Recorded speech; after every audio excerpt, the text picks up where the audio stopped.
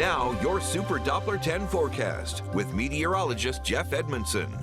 Some of us had some really heavy rainfall earlier today. Now, as we look at the radar at this point, things have really started to dry up, which is good, but we still have some more areas of rain to watch for, and there's more rain in the forecast, especially into tomorrow. Now, what we have going on here around Franklin, Whaleyville, this area of thunderstorms, a lot of lightning with this little spell of rain that's developed. This is the outflow, so the leftover cool layer that pushed in from the storms over Portsmouth has now created this little area of thunderstorms. So that'll likely persist, I would say, for a good half an hour or more potentially, as long as that cooler air keeps bumping into that. South of Ahoskie, another thunderstorm near Windsor. It's slowly moving down to the south and the southeast. A few showers over some of the Hampton Road cities like Chesapeake and Virginia Beach, but not much now. That's looking fairly light. Outer Banks, you've seen some rainfall. This is the whole storm system. And notice how there's that gentle rotation with it over time. This is a 6-hour loop. So there's that rotation. There's an upper level low. So the top of the atmosphere, there's an area of low pressure that's spinning, and this is part of and leftovers from that same cutoff low pressure center that we've been talking about all week. This is the same storm system. I am sick of it. I don't know if you are too, but we have seen this rainfall that's been with us for the last couple of hours, and it was really heavy earlier. This is the same length of the loop, but it focuses over the Hampton Road cities, and I was concerned when I saw this thing form over Chesapeake.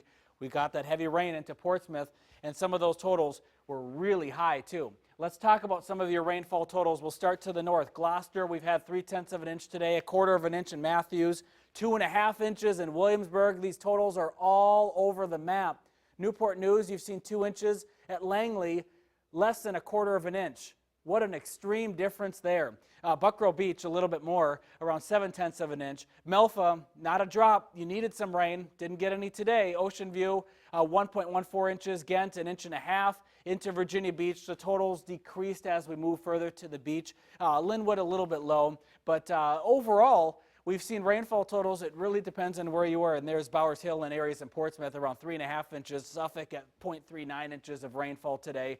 Moyock at 1 inch. Currituck at 1 inch.